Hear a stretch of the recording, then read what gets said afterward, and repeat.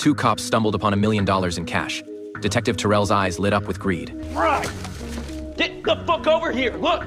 This money could wipe out his gambling debts.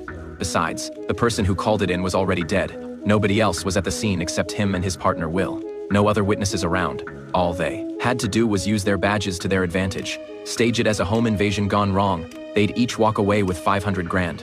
But Will wasn't having it at first. His conscience as a cop was telling him no. Then he thought about his pregnant wife who was due any day. Will couldn't afford to lose his job. But he'd accidentally killed the person who called 911. He had no choice but to go along with Terrell's plan.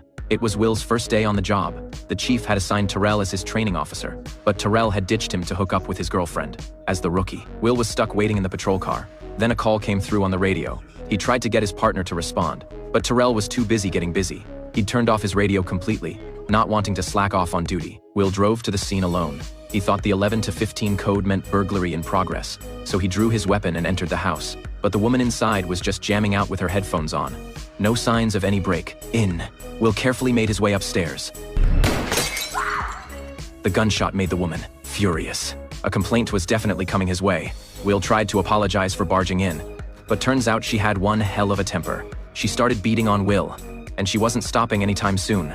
The woman got him in a chokehold. Her arms were thicker than tree trunks. L nearly passed out.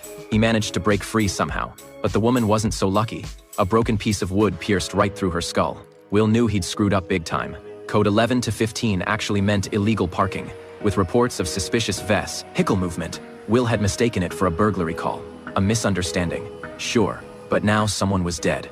First day on the job and he'd killed someone. He could be looking at prison time. His partner Terrell would go down with him. After all, he was off getting laid when this went down. If anyone found out, he'd be fired too. Terrell was pissed and kicked a nearby box. Outspilled $1 million in cash. Staring at all those bills on the floor, Terrell decided they were keeping the money. Will wasn't on board with that, but they were both in deep trouble now. They quickly staged the crime scene, stashed the cash in their trunk. But Will noticed something. The bicycle that was parked outside was gone. Maybe someone was hiding in the house. Maybe someone passing by. Toll the bike. Either way, they might have been seen. They needed a rock. Solid alibi. Writing speeding tickets would timestamp their location.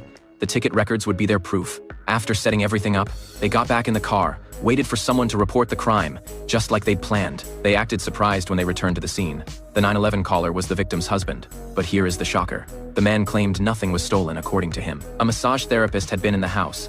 But Will and Terrell were confused. From start to finish, they never saw any massage therapist.